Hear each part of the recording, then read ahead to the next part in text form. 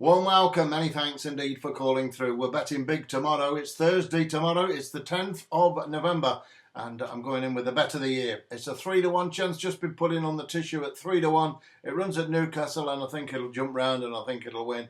And I'll be giving you that in a minute with two other bets, making three bets, 3-2-1 as they say, the old Ted Rogers, 3-2-1. 3-2-1. Yes, I've got it. 3-2-1. Well, the three of them come to a 60-1 treble, near as damn it, and any double will be about 12, maybe 13, 14 to 1 as well. So a real big betting day on Thursday. It comes out the blue. Sometimes the fields and the cards just click and just pan out how you want them. And these three are all win bets. I very rarely go win. I'm usually average price 7-1 or 10-1 each way. But on Thursday, I'm going three win bets. I've got one at Chelmsford, one at Rasen, and one at Newcastle. They're all win bets and they're all on the nose, as I say, including the maximum bet of the year on a 3-1 poke. So if you've got your pens and papers ready, it's a great pleasure to be with you on this Wednesday night, getting this message out very, very early indeed. I'm off out to dinner in a little while. I've got Anne, my partner's mother, here. So we're going out and going to have a lovely, well, I'm not sure what we're going to have. I think it's a carvery. I think it's the old carvery. So you can't go bad with them, can you, the old carvery? And, well, that's what's going to be happening tonight. I think you're allowed a bit of both, or 3 meats, 4 meats. You can have what you like, turkey, beef, pork, one of each, and a zillion potatoes, whatever you want to do, you can do. Or you can just plod along gently, can't you, with the old Yorkshire pudding and a bit of gravy. I'm making your mouth water, and well, not if you're a vegetarian, I'm not, but there is the vegetarian option. Anyone who fancies that, no problem at all. You can have, is it the meatloaf or a plant, a bit of rhubarb or something. Well, I'm going to stick with the carvery tonight, to be honest with you.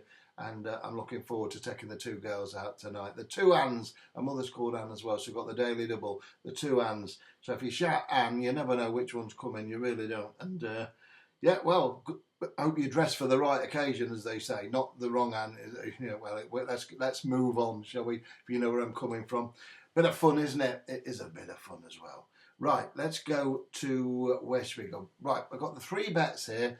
And I say I'm going to have 3 singles and I'm going to have 3 doubles and a treble. The Trixie or the Brown Robin Patent, whichever we want to play it, I'm going to give them you now. I'm going to finish off with that biggest bet of the year. I am going to save the biggest till last and the best till last. I think that horse will win, and I'll be very disappointed if it doesn't. It's one I've had my eye on for a little while. And as I say, I fancy it very, very strongly indeed.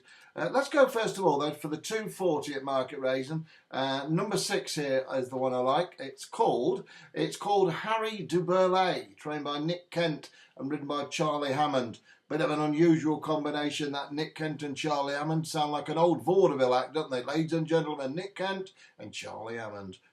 Well, they are trainer and jockey of number 6, Harry de Berlais. He sounds like he could be on the vaudeville act as well, doesn't he? But he's a horse, a 5-year-old gelding, and he's got a great chance. No question about that. This horse is going to really appreciate the trip, the track, and everything else to do with it as well. It's got real solid form credentials. It's only ran once over the jumps, but it goes again tomorrow, and its form's been really franked. It finished behind a horse called Bob's Bar last time up. That was at Bangor-on-Dee.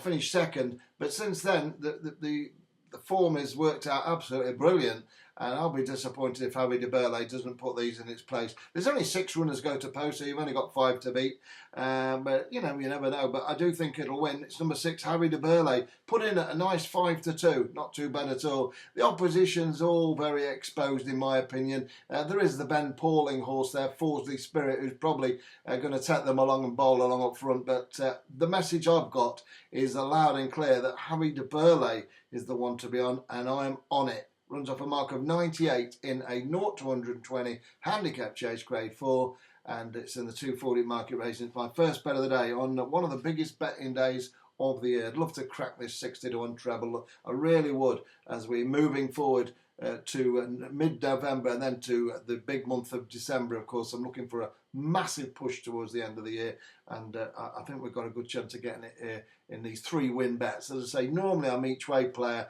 on this YouTube. I don't play each way on my private clients. I bet a high strike rate. I really do hit a high strike rate on a couple of 3 of my services. I've got some real big ammunition on my private clubs, and they strike very, very high with no losing runs. But Harry de Berlais, 5-2, looks good value, and I think it should do the trick. Okay, second bet of the day, not the biggest bet. That's coming at Newcastle in a moment or two. And the second bet runs at Chelmsford in their 7 o'clock, the 7 p.m. So 1 mile 6 handicap. And this horse I'm going to give you now is stepping up in trip. It's a really nice colt of Charlie and Mark Johnston, or Mark and Charlie Johnston. You may as well put Deirdre in as well for the pot. Charlie, Mark and Deirdre Johnston. Number 1, Dubai Leader. It's ridden by Danny Muscott, who is starting to ride a bit for the Johnstons. And he rode this horse last time up at Kempton Park when it won very, very nicely indeed. A 10-horse race, and won with something on its sleeve as well. Now, that was over in a 1.5 miles, and I think this 1.75 miles, 2 furlong more, is going to be right up its street. It's a lovely colt. It's only got a mark of 85. It's up £6 since it last run, but you know that, to be honest with you, not to be expected, unexpected. Likes to bowl along in front, and I think that's going to suit it round here. Drawn 2, which is a perfect spot as well to come out the box. And I say 1 mile 6 furlong, going to be, I tell you, it's going to take some passing, this horse, and will stay on. That's for sure. I was going to make the old joke there, stays longer than the mother-in-law. My old pal Mark Winstanley used to say that one, stays longer than the mother-in-law. But I'm not going to say that. Oh, I've already said it, haven't I? No, she's going back on Friday, bless her. But we're going to have a good carvery tonight and a good laugh. And she doesn't drink. She's a non-drinker. A Scotswoman who doesn't drink. I've never known it. I've known a lot of Scots people, and I've never known any Scots person who doesn't drink until now. So there we go. Doesn't drink, just a glass of water. Yeah, it's fact. So maybe I'll have to make up for it, and Anne will have to make up for it. It's only right, isn't it? You know. But there we go. Number 1, Dubai Leader. Anyway, 7 o'clock at Chelmsford. I've never known a Scots person who don't drink. That's the truth, that is. And it's crazy, isn't it? And I'm not saying anything about Scotsmen drinking, because I like a drink, and you know. Why not? Why not? Number 1, Dubai Leader, 7 o'clock at Chelmsford. There you are. Get that one in your song sheet. It's the second bet of the day on a real big Thursday, that's for sure. Very confident selections these, and I shall be having a nice chunk on them individually and put them in some multiples, 3 doubles and the treble. And I'll be disappointed if we don't get 2 out of the 3 up. And but even if you back them all individually, you know, 1 point on each, 10 or 20 or whatever you're betting, 2 quids, whatever, that you'll come out with a profit, a small profit, even if one of them wins. And if one of them don't win, it'll be very disappointing, that's for sure. Okay, so with all that in mind, I am now going to go up north, up yonder, to Newcastle. Weayman, as they say. Love Newcastle. Spent many a happy time up in Newcastle. I've got some good friends up that way. And in the 140 at Newcastle is my nap of the day, and more than likely my nap of the season. And I think it's got an amazing chance. The horse is trained by Stuart Coulthard and ridden by Danny McNamee. Now that's not right, is it? Danny McNamee. Danny McNamee. Danny M. Let's call him that. I should talk about having a strange name. Number 6, Hidden Commander is the one. Often goes from the front, and if it does, I don't think they'll peg it back. I don't think they'll beat it anyway. I think this horse has got winner all written all over it. It's off a mark of 108 after being off 110 last time up, and everything points to a victory for this very, very, very likeable 7-year-old gelding. Hidden Commander's the name of it. It's in the 140 at Newcastle, and no question about that this horse is going to really appreciate the better ground. It's on good to firm at Newcastle, and last time up it ran on the soft ground at Bangor, 5th of 8. Forget that, because the ground was against it. The ground's for it now, and last time before that it was good to soft. So it's got the ground it wants. When it won at Kelso 2 outings back, or 3 outings back, Danny M rode it. Seriously, Danny M. It's a good name, isn't it? Danny M. Could be a pop star. Danny M. Number 6.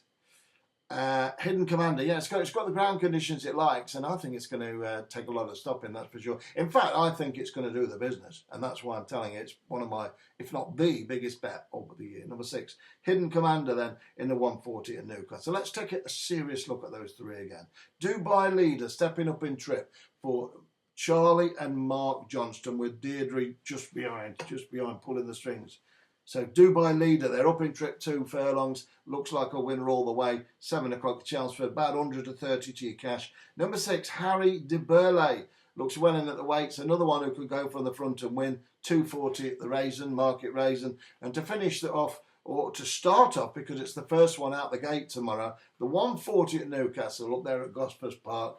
Number 6, Hidden Commander for Stuart Coulthard, I've got him wrong now, and Danny M. We'll leave it at that. I'll try once more. Danny McMenamin. There. It's like that footballer for Liverpool, McNamara, isn't it? Anyway, I'll move on. Number 6, Hidden Commander, final leg of the Pork Pie Treble. The Pork Pie Treble, Port Farms is my favourite. Port Farms, Pork Pie. You can't beat them. From Melton Mowbray, they're the best. Well, they are the best in my opinion. They're ever so hard to find. I think there's only one supermarket that actually stocks Pork Farms pork pies. I think it's Aldi or Asda. You'd have to research that. But if you've not ever had one of them, try one. Pork Farms pork pie. I went in there for last Christmas. Last Christmas, wham, wow. George Michael, bless him. You're going to see him soon, but not him, an impersonator in December. So it can be a great night, that. But I went into Asda or Aldi, and I can't remember which it was, for a pork pie, and I come out with 350 quid worth of products. Work that out. That's the true story, that is. 350 quid for a pork pie. It was nice. It was a nice pork pie, and I enjoyed it. Really, really enjoyed it.